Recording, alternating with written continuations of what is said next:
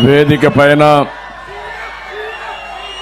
వేదిక ముందర కూడా పెద్ద ఎత్తున ఈ కార్యక్రమానికి హాజరైనటువంటి తెలుగుదేశం జనసేన నాయకులకి కార్యకర్తలకి అందరికీ పేరు పేరున మనస్ఫూర్తిగా నమస్కారాలు.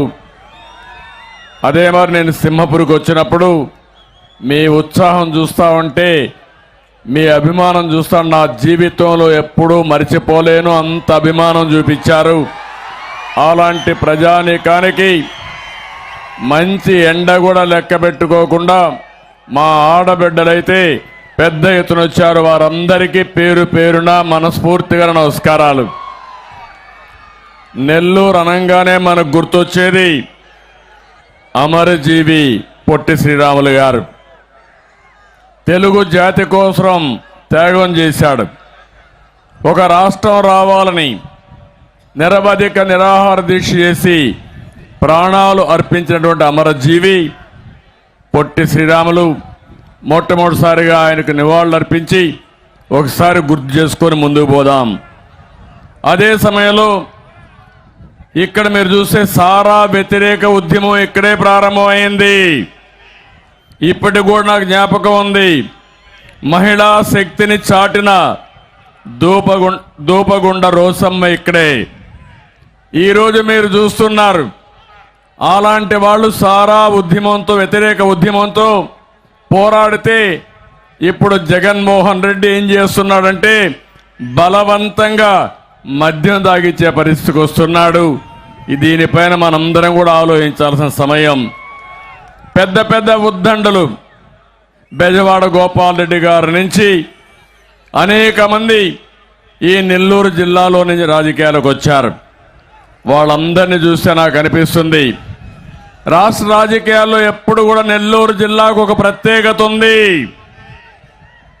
అలాంటి సింహపురిలో రా కదిలి రా అంటే మీరు సింహంలాగా గర్జిస్తూ ఇక్కడికి వచ్చారు.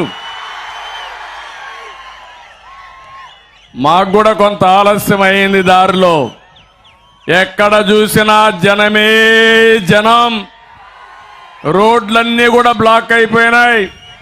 అందుకే కొంత ఆలస్యంగా కూడా వచ్చాం. కానీ మంచి మధ్యాహ్నం మీ ఉత్సాహం చూస్తా ఉంటే అనుమానమే లేదు 10 సీట్లు 2 పార్లమెంట్లు మనవే. తెలుగుదేశం జనసేన కూటమి ఈ జిల్లాలో కాదు రాష్ట్రంలో కూడా మనం గవర్నమెంట్ ఫామ్ చేయాల్సిన అవసరం ఉంది. ఇది చారిత్రక అవసరం అని చెప్పి కూడా నేను మీకు తెలియజేస్తున్నా. ఇక్కడే ఇప్పుడు శ్రీధర్ రెడ్డి గారు మాట్లాడారు. పక్కనే ఆనం రామనారాయణ రెడ్డి గారు ఉన్నారు. ఈరోజు మీరు చూస్తే జగన్మోహన్ రెడ్డి నువ్వు చేసేది తప్పని గళమెప్పిన వ్యక్తులు ఈ జిల్లా నుంచే రావడం చాలా సంతోషం అని చెప్పి కూడా నేను మీకు తెలియజేస్తున్నా. ఎక్కడో ఇక్కడ ప్రారంభం కావాలి. ఒక నిరంకుశ పాలనకి మనమందరం కూడా అర్థం చేసే పరిస్థితి రావాల్సిన అవసరం ఉంది. మీరు ఒక్కసారి చూడండి, 4 సంవత్సరాల 10 నెలల కంటే ముందు మీరందరూ కూడా అధికారం ఇచ్చారు. బుగ్గలు నిమిరారు, తల మీద చేయి పెట్టాడు, ఐస్ అయిపోయారు. మీరందరూ ఓట్లేశారు. నేను అడుగుతున్నా ఇక్కడుండే మిమ్మల్ని అందరినీ, మీ జీవితాల్లో మార్పు వచ్చిందా అని మిమ్మల్ని అడుగుతున్నా. ఎవరైనా బాగుపడ్డారా అని మిమ్మల్ని అడుగుతున్నా. అందరం బాధితులమే. ఈరోజే మీరు చూశారు గల్లా జయదేవ్ మనం పరిశ్రమలు తెస్తే అమర్ రాజా బ్యాటరీ పైన దాడి చేసి ఇక్కడి నుంచి వేరే రాష్ట్రాలకు పారిపోయి ఒక రాజకీయ కుటుంబం ప్రస్తుతానికి రాజకీయాలు వద్దని విరమించుకున్నారంటే మీరందరూ అర్థం చేసుకోవాల్సిన అవసరం ఉంది. వేదిక పైన ఉండే వాళ్ళందరం కూడా బాధితులమే.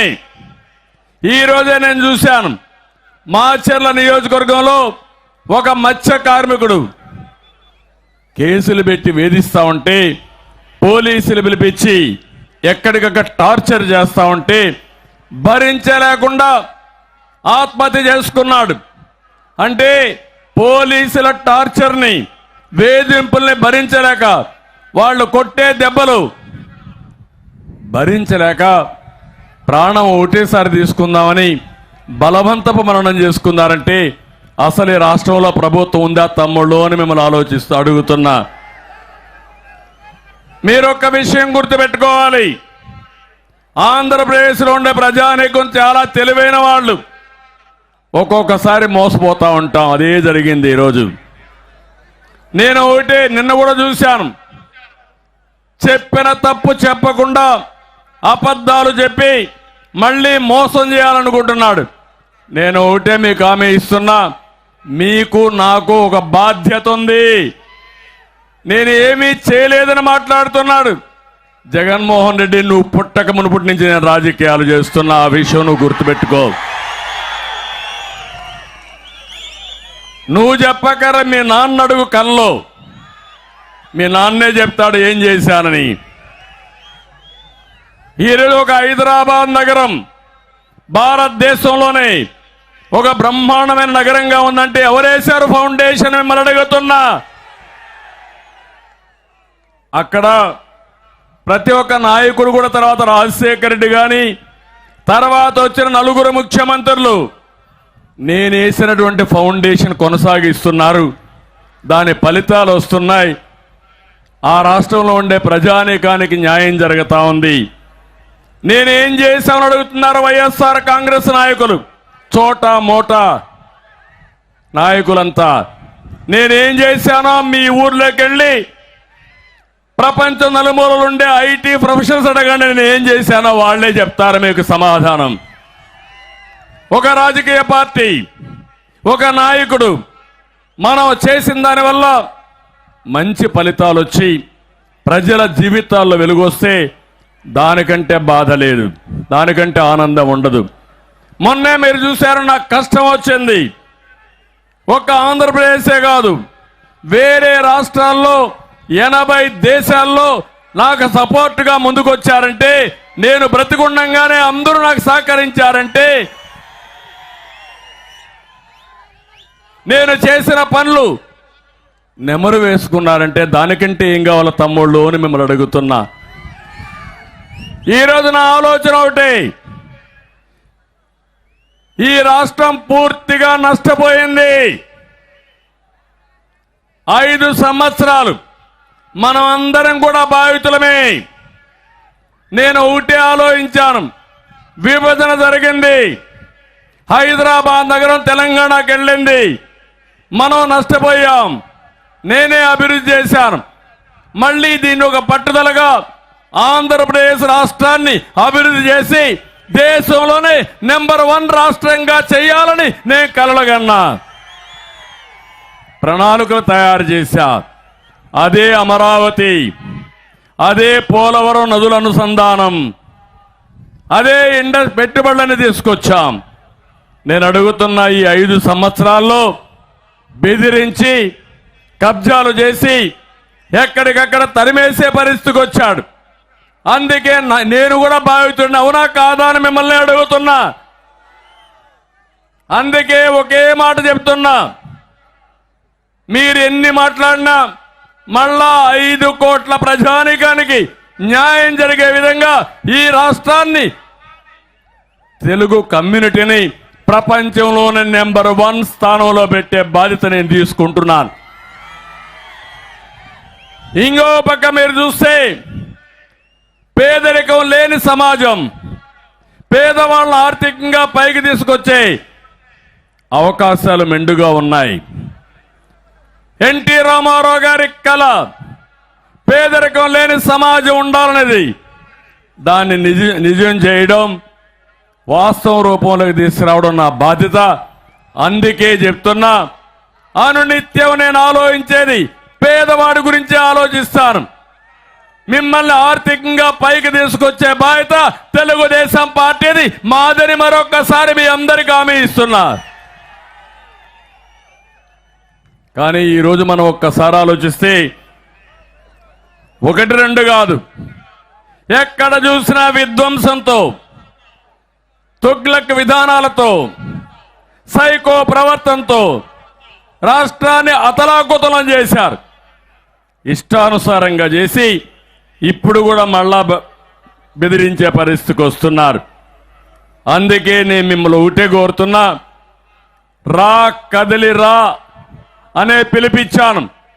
ఇది నా కోసరం కాదు, తెలుగుదేశం జనసేన పార్టీల కోసరం కాదు, మీ పిల్లల భవిష్యత్తు కోసరం, రాష్ట్ర భవిష్యత్తు కోసరం, 5 కోట్ల ప్రజల కోసరం. ఈ విషయం మీరందరూ గుర్తుపెట్టుకోమని మరొక్కసారి విజ్ఞప్తి చేస్తున్నా. అందుకే నిన్న సిద్ధం అనే మీటింగ్ పెట్టాడు. నువ్వు సిద్ధం మీటింగ్ ఏమో తెలియదు కానీ నువ్వు సిద్ధం అంటే నువ్వు టికెట్లు ఇచ్చిన వాళ్ళందరూ పారిపోతున్నారు. మాకు మీ టికెట్ వద్దు బాబు అని పారిపోతున్నారు. అవునా కాదా అని మిమ్మల్ని అడుగుతున్నా. అందుకే నేను పిలిపిస్తున్నా, వైఎస్ఆర్ కాంగ్రెస్ పార్టీలో ఉండే నాయకులు, ఆ పార్టీలో ఉండే కార్యకర్తలు ఈ రాష్ట్ర ప్రయోజనాల కోసం, 5 కోట్ల భవిష్యత్తు కోసం వారికి పిలిపిస్తున్నా, రా కదిలి రండి, ఇది మనందరి బాధ్యత, ఈ రాష్ట్రాన్ని బాగు చేద్దామని వారికి కూడా పిలిపిస్తున్నాను. మీరు కూడా రమ్మని గట్టిగా చప్పట్లు కొట్టి వారిని కూడా బాధ్యత గుర్తు చేయమని కోరుతున్నా. నేను అడుగుతున్న, ఏ వర్గమైన ఆనందంగా ఉన్నారా తమ్ముళ్ళు?